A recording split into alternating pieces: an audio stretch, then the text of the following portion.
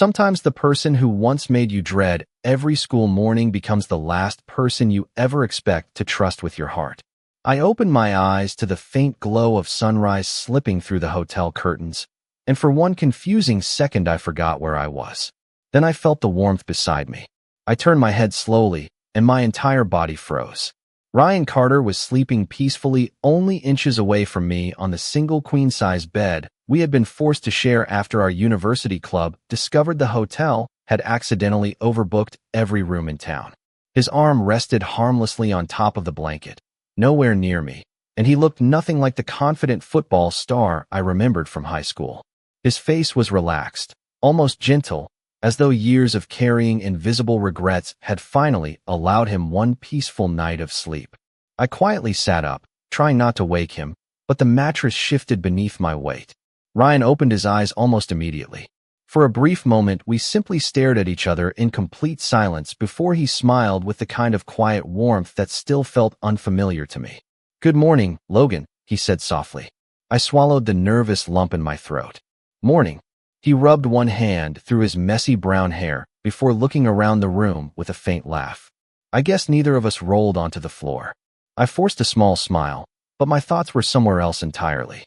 The last time I had been trapped this close to Ryan Carter, we had both been 16 years old during a school leadership retreat. The hotel had made the exact same mistake back then. One room, one bed, one night that I never wanted to remember again. Nothing terrible had happened physically, but I had spent the entire night pretending to sleep while listening to Ryan and several of his friends laughing about me in whispers they probably believed I could not hear. I remembered staring at the ceiling until sunrise, wishing morning would arrive faster so I could escape the room. That memory had stayed with me for 2 years. Yet somehow fate had recreated the same situation almost perfectly. Same awkward silence. Same shared room. Same single bed. The only difference was the man sitting beside me. Ryan noticed the expression on my face and quietly looked down at his hands. "You were thinking about that trip, are you not?" he asked. I did not answer because he already knew. He nodded slowly before taking a deep breath. "I never imagined I would get a second chance with you." Those words caught me completely off guard. I looked at him, searching for even the smallest sign that this was another joke, another performance, another version of the person I used to avoid in every hallway. Instead, I found only sincerity in his eyes. Before I could say anything, my phone buzzed loudly on the nightstand with a reminder that breakfast for our university volunteer club would begin in 30 minutes. Ryan stood first and picked up his backpack. "We should get ready," he said gently. "We have a long day ahead." I watched him walk toward the bathroom, still unable to understand how the boy who had once made high school feel unbearably lonely had somehow become the boyfriend who now treated me with more kindness than anyone else in my life. And as I stood there in the quiet hotel room, I realized that if someone had only seen this morning, they never would have believed how our story had truly begun. 3 years earlier, everything between Ryan Carter and me had been completely different. 3 years earlier, Westbrook High looked exactly the way every American high school looked in movies, with crowded hallways, noisy lockers, bright championship banners hanging above polished floors, and students rushing from one classroom to another before the warning bell echoed through the building. I had learned very quickly that the easiest way to survive was to stay invisible. I carried my books close to my chest, kept my headphones around my neck even when I was not listening to music, and usually arrived at every classroom a few minutes early so I could avoid the busiest crowds. My world was simple. I liked reading during lunch, worked every Saturday at my aunt's bookstore downtown, and planned to leave high school behind the moment graduation arrived. Ryan Carter lived in a completely different world. Everyone knew his name before the first week of school ended. He was the captain of the football team, student council vice president, and somehow managed to remember almost everyone's name. Teachers trusted him. Freshmen admired him. Seniors respected him. Whenever he walked through the hallway, conversations naturally seemed to follow him. We were complete opposites, which should have meant our paths almost never crossed. Unfortunately, life rarely worked that way. It started with little things that seemed harmless to everyone except me. Ryan would grin across the classroom and jokingly ask whether I had brought another mystery novel instead of talking to real people. His friends laughed every single time. During group projects, someone inevitably suggested that I should handle all the writing because I was the quiet genius, while Ryan laughed along with everyone else instead of stopping the joke. One afternoon in the cafeteria, I sat alone reading while waiting for lunch to begin. Ryan walked past with several teammates, noticed the thick novel in my hands, and smiled before saying loudly, "Logan probably knows every fictional character better than he knows anyone in this room." His friends laughed again. The comment was not cruel enough to earn disapproval from teachers or students, but it was loud enough for nearby tables to hear. I lowered my eyes to the pages and pretended I did not notice. That became our routine. Ryan made playful remarks that everyone considered harmless, and I quietly accepted them because explaining why they hurt always seemed more exhausting than staying silent. The strange part was that Ryan never looked angry when he spoke to me. He always sounded cheerful, almost friendly, which somehow made everything even more confusing. I often wondered whether he realized how deeply those small moments stayed with me after everyone else forgot them. Every afternoon, I returned home telling myself that tomorrow would be different, yet tomorrow always looked exactly the same. Then our junior class announced a weekend leadership retreat held at a conference hotel about 40 miles from town. Nearly every student volunteered because attendance counted toward extracurricular credits. I almost declined until my guidance counselor encouraged me to participate, insisting it would help me become more confident. I finally agreed, believing one weekend could not possibly change anything. Looking back now, I realized that decision quietly set the entire course of my future into motion, even though at the time I believed it would simply become another ordinary school trip that I would forget as soon as it ended. The buses pulled into the conference hotel just before sunset, and the excitement around me grew louder with every passing minute. Students hurried through the lobby carrying backpacks, laughing as teachers handed out room assignments for the weekend leadership retreat. I stayed near the back of the group, hoping everything would go smoothly. That hope disappeared the moment my history teacher looked down at the clipboard and frowned. "Looks like we have a room assignment problem," she said. Several students had canceled at the last minute because of illness, leaving an uneven number of participants. Teachers quickly began rearranging roommates while everyone waited in the lobby. I watched names being crossed out and rewritten until my teacher finally looked up at me. "Logan, you will be sharing with Ryan Carter." The words landed like a stone in my stomach. Ryan looked just as surprised as I felt, although his expression quickly settled into an easy smile. "Looks like we are roommates," he said casually. I forced a polite nod because every teacher in the lobby was watching us. Refusing would only create unnecessary attention. We carried our bags upstairs in complete silence. When Ryan unlocked the room, we both stopped in the doorway. There was only one queen-size bed. The hotel had made another mistake. Ryan stared at the bed before quietly setting his backpack on the floor. "I will call the front desk," he said immediately. A few minutes later, he hung up with an apologetic expression. Every room in the hotel was completely full because of a regional student leadership conference taking place that same weekend. No extra beds were available. We could either share the mattress or one of us could sleep on the carpet. Before I could volunteer, Ryan picked up the spare blanket from the closet. "You take the bed," he said. "I will sleep on the floor." His answer surprised me because it was not what I expected from the person who had spent months making me the punchline of harmless jokes. "You do not have to do that," I replied quietly. Ryan shook his head. "It is fine." The evening activities kept us busy until almost 10 o'clock. We attended leadership workshops, participated in group discussions, and ate dinner with students from neighboring schools. Ryan acted exactly the way everyone expected him to, confident, friendly, and constantly surrounded by classmates. I mostly listened during conversations and waited for the day to end. When we finally returned to the room, Ryan looked at the blanket spread across the carpet and sighed. "This floor is harder than it looked."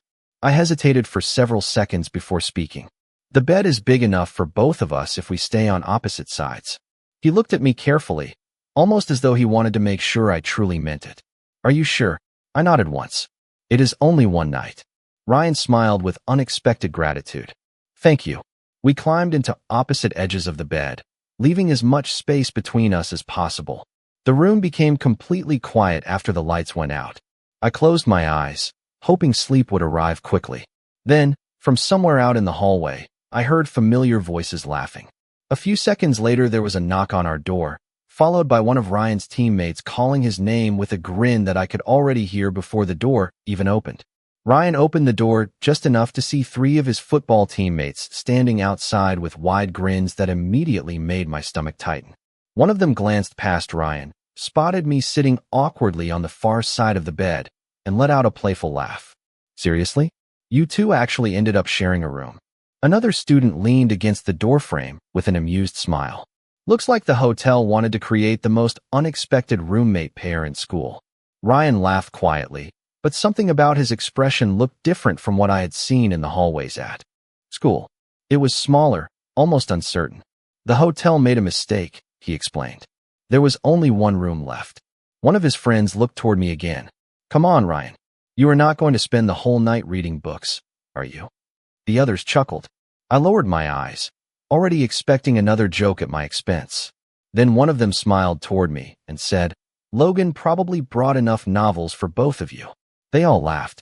Ryan smiled too, but this time the smile disappeared almost immediately. He looked back at them and shrugged. He likes reading. There is nothing wrong with that.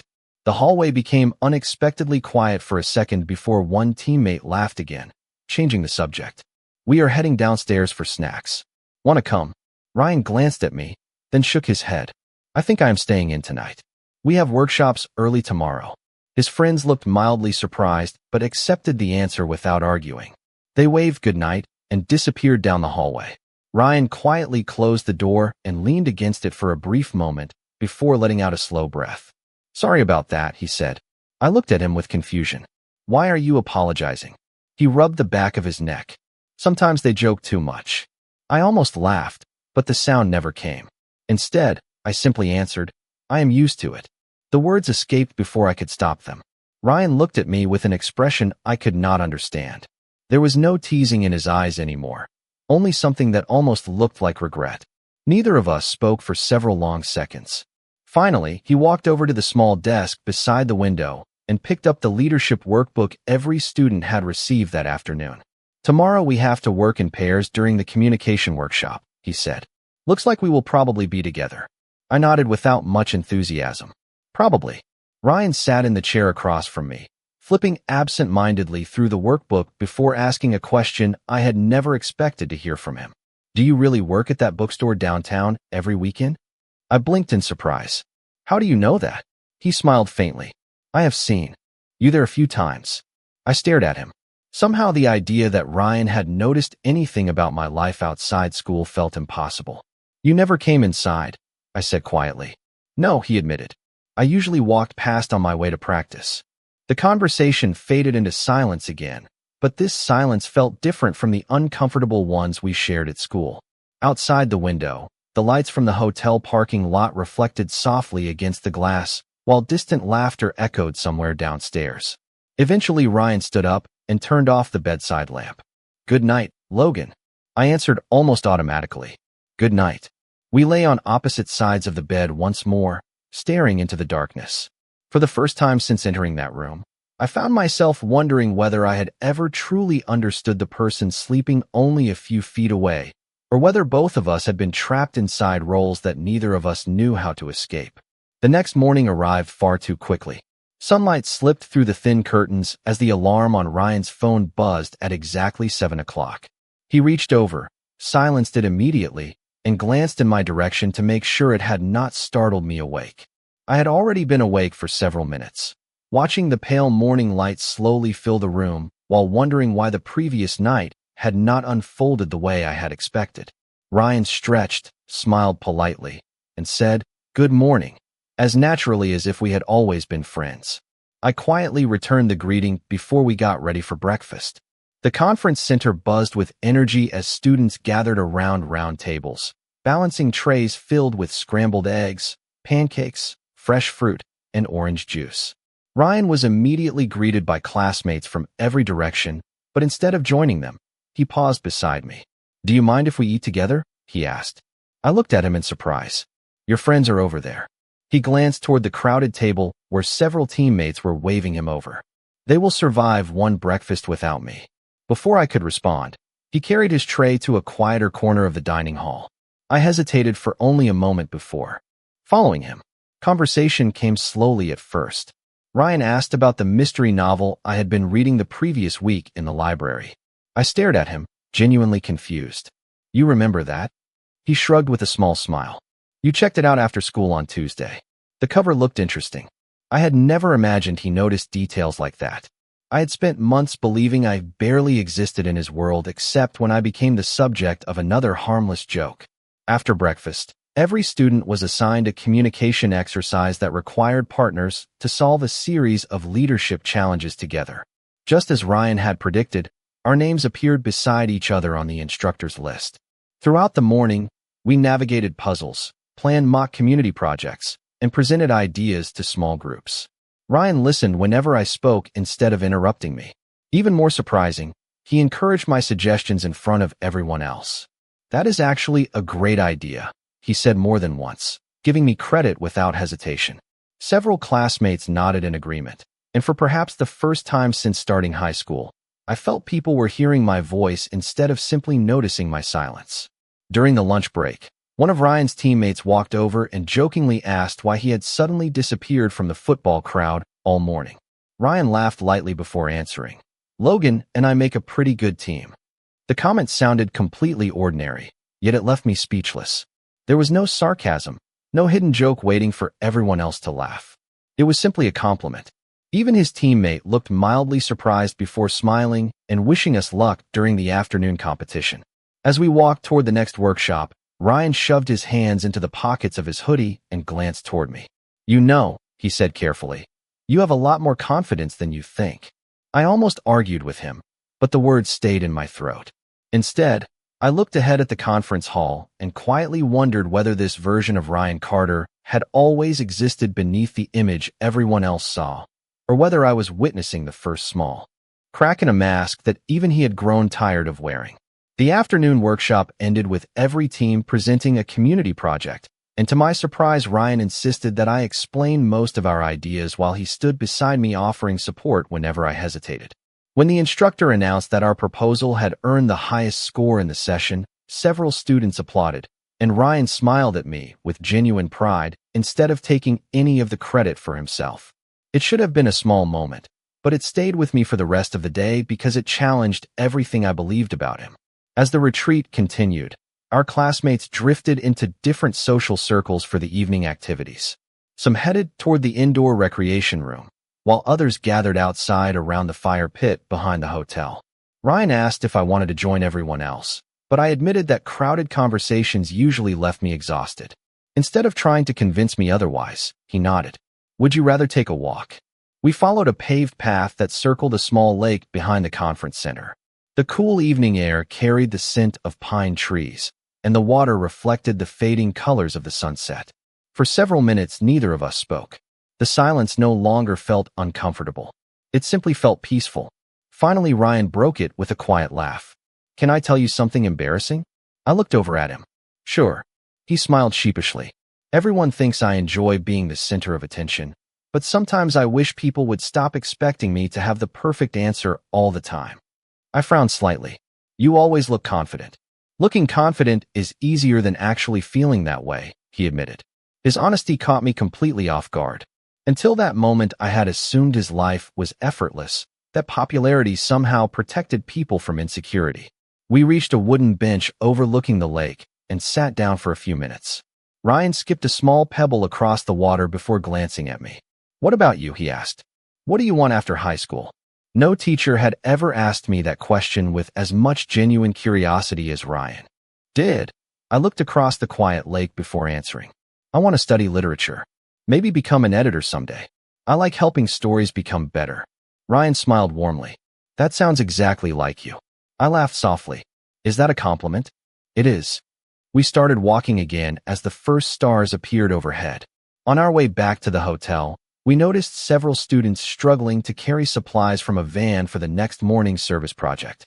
Without saying a word, Ryan immediately walked over to help them unload boxes. I joined him, and for the next 20 minutes we worked side by side. Nobody teased anyone. Nobody tried to impress anyone. We simply finished the job together.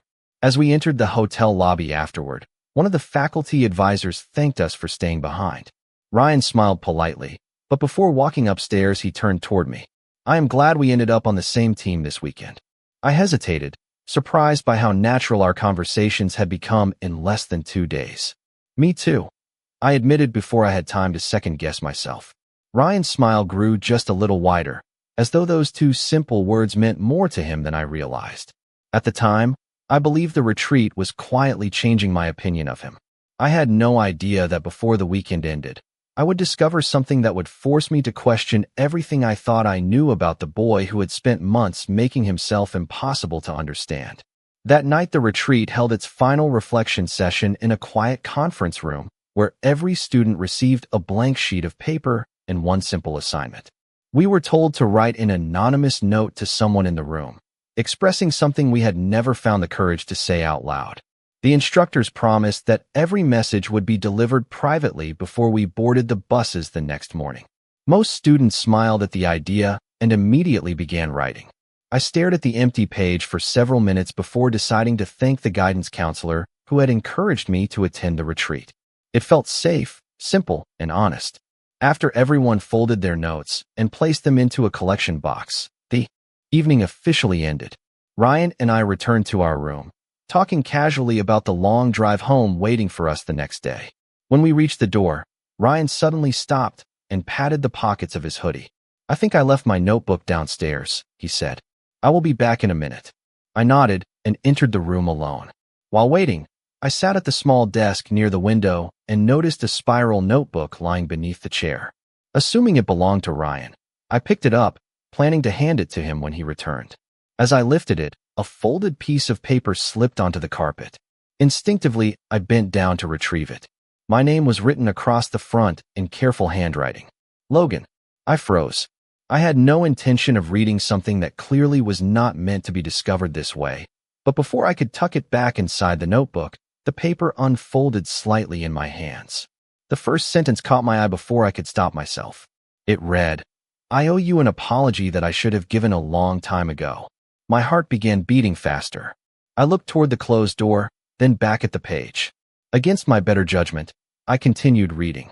Ryan wrote that he knew many of his jokes had never felt funny to me, even if everyone else laughed.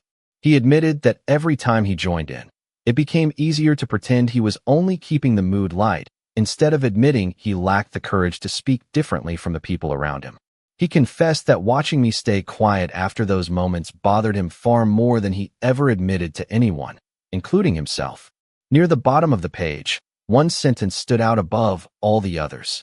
"You deserved someone who stood beside you instead of someone who blended into the crowd." My hands trembled slightly as I folded the letter again. A soft knock interrupted my thoughts. Ryan stepped back into the room carrying another notebook, then immediately noticed the paper in my hand. The color drained from his face. For several seconds, neither of us spoke. Finally, he let out a slow breath and gave a small, defeated smile. "I was going to leave that in your mailbox before graduation," he admitted. Quietly, "I just never found the courage." I looked down at the folded apology once more, realizing it was already old, the edges slightly worn from being opened and closed many times. This had not been written tonight. Ryan had been carrying those words with him for far longer than I could have imagined, and for the first time since I met him, I began to wonder whether the greatest weight either of us had carried through high school had never been the misunderstandings between us, but the silence that neither of us had known how to break. Ryan sat down on the edge of the bed without saying another word. The folded letter rested between us like a conversation that should have happened months earlier. I looked at the worn creases across the paper and realized he had opened and closed it countless times, probably rehearsing an apology that never seemed to arrive at the right moment. Finally, I broke the silence. "When did you write this?" Ryan looked toward the floor before answering. "About 2 weeks after the retreat." I frowned. "That long ago?" He nodded slowly. "I kept thinking I would give it to you the next day, then the next week, then before summer break. After that, it just became harder every time I waited." His voice carried no excuses, only disappointment in himself. I folded the letter carefully and handed it back to him. "Why did you never say any of this out loud?" Ryan accepted the paper but did not put it away immediately. "Because I was afraid you would think I only wanted to make myself feel better." He gave a quiet laugh that held no happiness. "The truth is that I did not deserve your forgiveness. I just wanted you to know I understood what I had done." I studied his face for a long moment. This was not the confident student everyone admired in the hallways. This was simply an 18-year-old trying to admit that he had failed someone. You really remember those jokes? I asked softly. Ryan looked at me without hesitation. Every single one. His answer caught me completely off guard. I had spent years believing those moments disappeared from his memory the second everyone stopped laughing. Yet he remembered them with painful clarity. I thought you forgot, I whispered. He slowly shook his head. I wish I could. The room fell quiet again, but this silence felt honest instead of uncomfortable. Outside the window, the hotel parking lot had grown almost empty, and distant voices drifted through the hallway as other students prepared for bed. Ryan finally spoke again. Logan, I cannot change who I was back then. If I could, I would. All I can do now is become someone completely different. I looked at him, searching for anything that sounded rehearsed or artificial. There was nothing. His apology was imperfect, awkward, and long overdue, which somehow made it feel more believable than any carefully prepared speech ever could. I took a slow breath before answering. I am not ready to pretend none of it happened. Ryan nodded immediately. You should not. But, I paused, surprised by my own words. I do not think you are the same person who made those jokes anymore. For the first time that evening, relief softened his expression. It was not the relief of someone who believed everything had been fixed. It was simply the relief of someone who had finally been heard. Neither of us said anything else before turning off the lights. We lay on opposite sides of the bed once again, separated by only a few feet, but no longer separated by the same invisible wall that had existed between us since the first day of high school. I closed my eyes believing our story would probably end there, with one sincere apology and two classmates quietly moving forward with their own lives after graduation.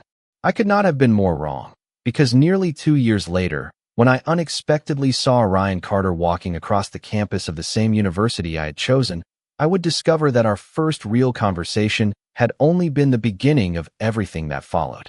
2 years later, I stepped onto the campus of Harrison State University, believing my past had finally been left behind.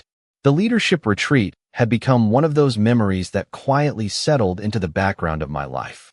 Ryan and I graduated a few weeks after that weekend, exchanged a polite congratulations at commencement, and then went our separate ways. We never texted. We never called. I assumed our paths would never cross again. Then, on the first morning of sophomore orientation, I walked into the student activities building and nearly dropped the stack of books in my arms when I saw Ryan standing across the lobby wearing a volunteer badge around his neck. He looked up at almost the exact same moment, and the surprise on his face matched my own. For a heartbeat, neither of us moved. Then he smiled, walked over, and said, I was hoping I might see you here someday. It was such an ordinary sentence, yet it somehow erased the awkwardness I had expected.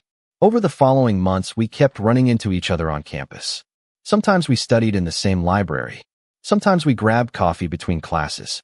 Sometimes we simply walked across campus talking about books, football, professors, or the strange pressure of trying to figure out adulthood. Nothing happened quickly. There were no dramatic declarations or impossible coincidences. There were only dozens of small choices. Ryan chose to keep showing up.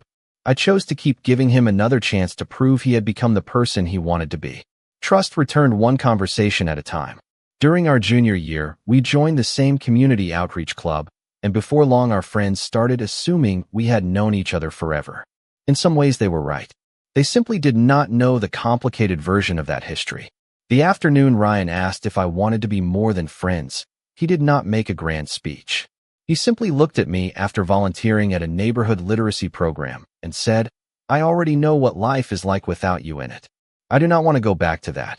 I smiled because those words felt honest, and honesty had become the foundation we rebuilt everything upon. I said yes. Now, sitting on the edge of the same hotel bed where I had awakened beside him earlier that morning, I watched Ryan finish packing his backpack before turning toward me with the same gentle smile that had become my favorite part of every day. Ready for breakfast? He asked. I laughed softly. As long as the hotel does not decide to surprise us with another room assignment. He grinned.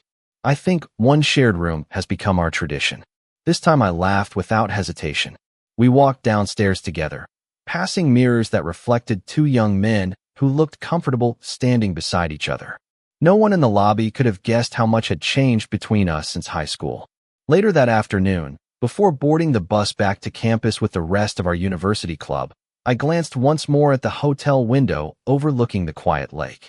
Years earlier, I had believed that one bed represented loneliness, embarrassment, and memories I wanted to forget. Now it reminded me that people could grow, apologies could matter, and forgiveness did not erase the past, but allowed something better to be built beyond it. Sometimes the most meaningful love stories do not begin when two people first meet. Sometimes they begin when both finally become brave enough to be the people they should have been all along.